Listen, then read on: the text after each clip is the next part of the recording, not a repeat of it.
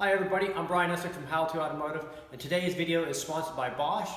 Today we're going to be installing QuietCast premium brake pads and rotors on the rear of this Toyota Camry. I'm Brian Eslick from Automotive, and I'm going to walk you through the steps of doing that. When you're doing brakes, you want to buy the best quality parts you can find. That's why I choose Bosch. Before we start doing the brakes, the first thing I'm going to do is remove a few ounces of brake fluid from the master cylinder. So I'm going to pop off the cap here, and I'm going to suck out a few ounces. The reason why we're going to do this is we're going to press the pistons in on the calipers, and that's going to push the brake fluid back up the line and into the master cylinder. If it's over full, it'll spill out into the engine bay. Doing this technique that I'm going to show you later on in the video, we will not have to bleed the brake system after we're done. To remove the fluid, I like to use a turkey baster. Now we need to get our vehicle up in the air. If you're doing this at home, use floor jacks and jack stands and get your vehicles jacked up and remove the wheels. To make quick work of that, I'm going to use my Milwaukee M18 Fuel mid-torque impact wrench. So you're going to need a 17mm wrench, ratchet, or socket to remove the bottom bolt on the caliper here. So I'm going to go ahead and crack this free. Then I'll switch over to my Milwaukee M12 ratchet here and go ahead and spin the bolt the rest of the way out. And once we get it unbolted, I'll just pull the pin out and set aside for now. Now we're going to follow the brake hose up, and there's a bracket holding it on. It's bolted to the strut. We're going to use a 12mm socket, and I'm going to use my little ratchet here to remove the 12mm bolt. And then once we get the bolt removed, then the bracket and brake hose will be free. Now you're going to grab the caliper from the bottom and rotate it upwards and push it inwards towards the inside of the wheel well. Now the caliper will be free from the bracket, and you can just rest it over here on the suspension. You also want to inspect the boot and the seal on the caliper, make sure it's not leaking or anything, and make sure the piston's not cocked in the bore, and make sure it's all good. Now we're ready to remove the caliper bracket. There's going to be two 14mm bolts on the back here and here, one on the top, one on the bottom we need to remove. This is a better view of what the bolts look like, so go ahead and remove those two bolts. To make quick work of that, I'm going to use my M12 ratchet here to remove those two 14mm bolts. So I'm just crack those free and go ahead and spin those out. Once you get the two bolts removed, you can go ahead and take the bracket off and set it aside for now. We'll do some prep work on that in a minute. Now we need to get the brake rotor off, but most likely it's going to be stuck to the hub. And to get it off, what I do is I find a bolt that's 8mm in diameter and thread pitch by 125, and I thread it into the two holes that are on the rotor here, and I'll screw the bolt inwards, and as I screw that bolt inwards, it'll pull the rotor off. You don't want to do it too much on one side. It can cock the rotor and cause it to stick. So go ahead and just get it to where it pops free, and then you can pull the rotor off and set aside for now.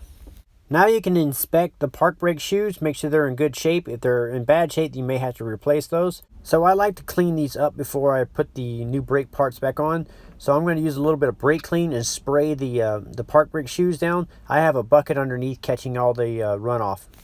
Once you get the park brake shoes all cleaned up, then you can use a little bit of sandpaper, and if the hub here is in rusty shape, you may use the sandpaper to sand the hub here till it's nice and flat and smooth. And the little groove where the rotor rides, you might want to sand it right here so the rotor will slide on and won't stick right here on the hub.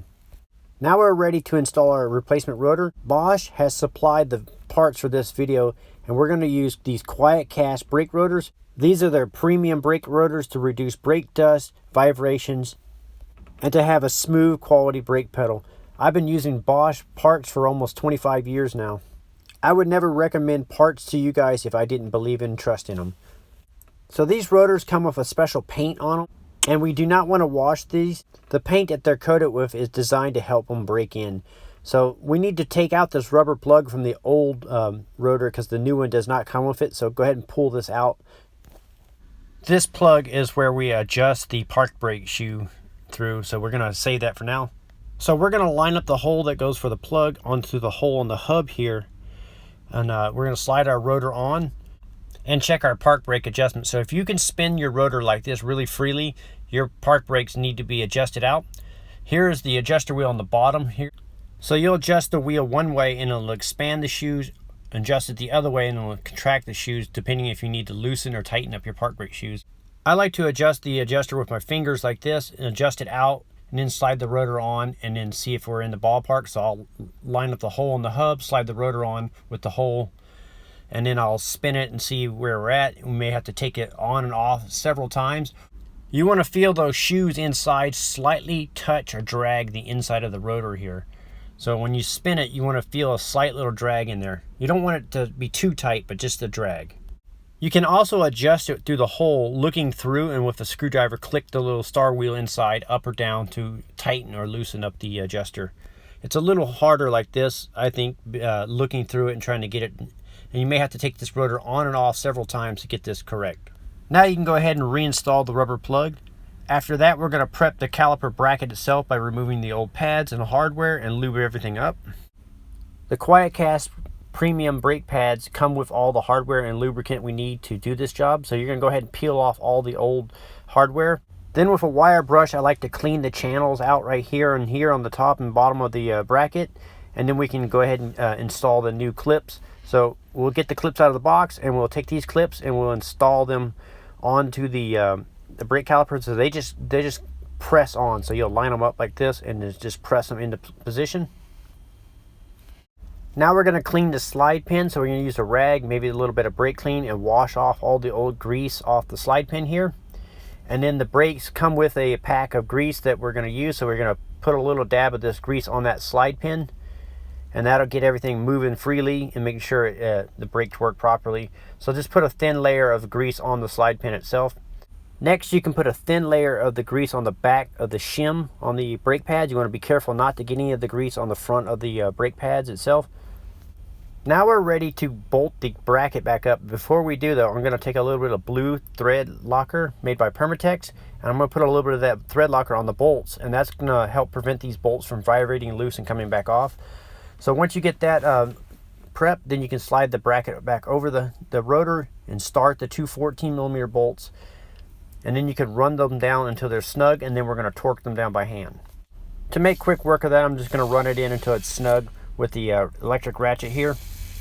Now with a torque wrench, I'm going to torque the top and bottom 14mm bolts down, and we're going to torque both of these bolts down to 30 foot-pounds. You want to ease the pressure on. You don't want to jerk the torque wrench to get an accurate torque. So the inner and outer pads are the same, so you're going to take one of the pads and go ahead and install it on the back. So you just line it up with the bracket and push it on until it's fully seated against the rotor, and you'll do the same with the outer pad. So you'll line it up with the bracket and push it on until it's seated flush on the rotor. You want to be careful not to get the grease on the pad or the rotor. Now we're going to press the piston back into the bore of the caliper, and to do that I used an old brake pad, and then I'm going to use a C-clamp. So I'm going to just slip the C-clamp over the caliper, and then I'll screw the C-clamp inwards, and that'll press the piston back into the bore. And I do this without opening the bleeder screw. So I leave the bleeder screw closed, and as I push that piston back into the caliper, it pumps the brake fluid back into the master cylinder. So when we're done, we're going to pump the brake pedal, and that's going to pump that fluid back into the caliper, and we will not have to bleed the brake system after doing this.